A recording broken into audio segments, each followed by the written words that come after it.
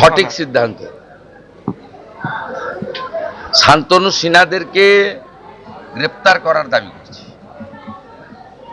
এদের একদম পরিষ্কার করা উচিত। এখানে এই যে আইস ছিল, এ আইপ্যাককে নিয়ে, তো আইপ্যাকে ঢোকা বন্ধ করব। আমি এখানে ঢোকা বন্ধ করব।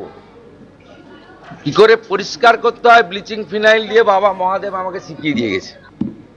আর আজকে নন্দীগ্রামের জন্য মনোনয়ন জমা দেন শুভেন্দু অধিকারী। আর তার আগে তিনি হুঙ্কার দিয়ে বলছেন যে ৪ঠা মে পশ্চিমবঙ্গে বিজেপি সরকার হচ্ছেই। নন্দীগ্রামের মতো ভবানীপুরেও হারবেন মমতা বন্দ্যোপাধ্যায়। হলদিয়া মহিষাদলের বিজেপি প্রার্থীদের নিয়ে মনোনয়ন পেশ করেন শুভেন্দু অধিকারী, যে ছবি আপনারা দেখতে পাচ্ছেন। আর মনোনয়নের আগেই রেয়াপাড়াতে পুজো দিলেন নন্দীগ্রামের বিজেপি প্রার্থী।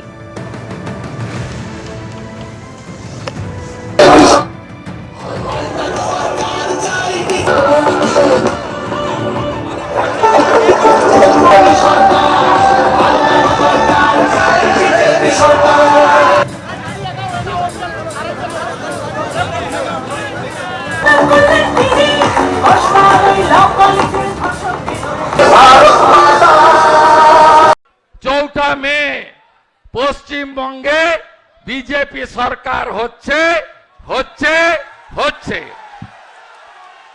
আরেকটা কথা দিয়ে গেলাম, নন্দীগ্রামের মতো মমতা ব্যানার্জি ভবানীপুরে হারছেন।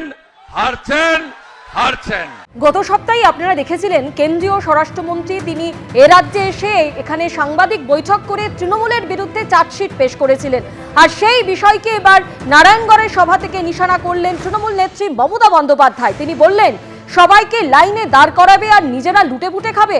আর বলছে তৃণমূলের বিরুদ্ধে চার্জশিট। আমি বলি প্রথম চার্জশিট মোদী আর অমিত শাহর বিরুদ্ধে হওয়া উচিত। কি বললেন তৃণমূল নেত্রী, শুনুন। বিজেপির সরকার এত বজ্জাত আমি জীবনে দেখিনি, এত অত্যাচার আমি জীবনে দেখিনি, এত স্বৈরাচার আমি জীবনে দেখিনি, এত অনাচার আমি জীবনে দেখিনি। সবাইকে লাইনে দাঁড় করাবে আর নিজেরা সব লুটে পুটে খাবে। আর বলছে কি তৃণমূলের বিরুদ্ধে চার্জশিট। আমি বলি প্রথম চার্জশিট মোদী আর অমিত শাহর বিরুদ্ধে হওয়া উচিত, যারা দাঙ্গা লাগিয়ে দাঙ্গা করে ক্ষমতা এসছে। হিন্দু মুসলমানে ভাগাভাগি, আইপিএস এ ভাগাভাগি, আইএস এ ভাগাভাগি, ওয়েস্ট বেঙ্গল পুলিশ সার্ভিসে ভাগাভাগি, ওয়েস্ট বেঙ্গল সিভিল সার্ভিসে ভাগাভাগি, প্রশাসনেও ভাগাভাগি। কোনো দিন ছিল না। আরে এরা তো আমাদের কাজ করে, এরা আমাদের অ্যাসেট। আজকে বিজেপির ক্যাসেট হচ্ছে সবাইকে ভাগাভাগি করে ভুলিয়ে রেখে দাও। তারা যাতে নিজেদের মধ্যে ঝগড়া করে, যুদ্ধ করে, আর এই সুযোগে বিজেপি যেন দেশটাকে লুটতে পারে। আর ওদের মেন টার্গেট হচ্ছে বাংলাকে বাদ দাও, বাংলা রাজ্য তুলে দাও। আমরা বলি বাংলাকে বাদ দেয়া যাবে না, বাংলাকে রাখতে হবে।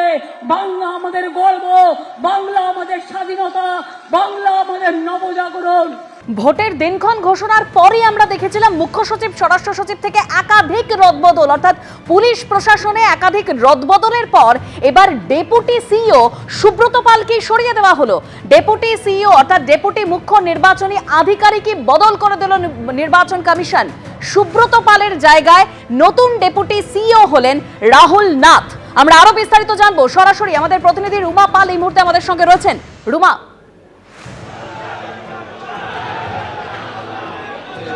দেখো জানিয়ে রাখি, যেদিন থেকে কিন্তু ভোটের নির্ঘণ্ট প্রকাশ পেয়েছে সেখান থেকে কিন্তু দেখতে পাচ্ছি যে মুখ্য সচিব থেকে ডিজি এবং রাতারাতি বদল হয়েছে, এবং তারপর একাধিক পুলিশের অফিসার থেকে শুরু করে আধিকারিক শুরু করে, এবং দেখা যাচ্ছে যে ডিএম, এসপি, তারপরে বিডিও, এসডিও, এবং তারপরে দেখা গেল যে জানিয়ে রাখি returning officer, assistant returning officer থেকে শুরু করে এবার একেবারে মুখ্য নির্বাচনী আধিকারিকের দপ্তরের মধ্যে বদল হলো, এবং সেক্ষেত্রে ডেপুটি সিইও সুব্রত পালকে বদল করে দিল নির্বাচন নির্বাচন কমিশন এবং তার জায়গায় আসছেন রাহুল নাথ। এই সুব্রত পাল তিনি 2018 থেকেই কিন্তু এই সিও দপ্তরে রয়েছেন।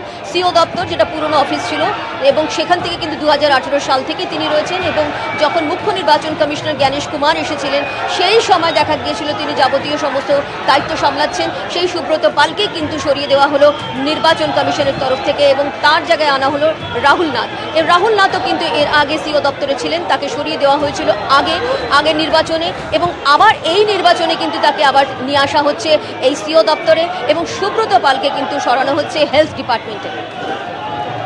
একদম রূপা, তুমি আমাদের সঙ্গে থাকো। অর্থাৎ সুব্রত পাল, যার ছবি আপনারা দেখতে পাচ্ছেন, তিনি 2018 থেকেই মুখ্য নির্বাচনী আধিকারিক হিসেবে কাজ করছিলেন, ডেপুটি মুখ্য নির্বাচনী আধিকারিক হিসেবে কাজ করছিলেন। আর এবার ডেপুটি মুখ্য নির্বাচনী আধিকারিক সুব্রত পালকে সরিয়ে তার জায়গায় নিয়ে আসা হয়েছে রাহুল নাথকে। 2018 থেকেই সিইও দপ্তরে কর্মরত সুব্রত পাল, তাকে এবার সরিয়ে দিল নির্বাচন কমিশন এবং তার জায়গায় এবার নিয়ে আসা হলো রাহুল নাথকে। আর এই সুব্রত পাল, যিনি এতদিন ধরে ডেপুটি মুখ্য নির্বাচনী আধিকারিকের জায়গায় কাজ করছিলেন, তাকে আপাতত স্বাস্থ্য দপ্তরে পাঠানো হয়েছে। এবিপি আনন্দ, এগিয়ে থাকে, এগিয়ে রাখে।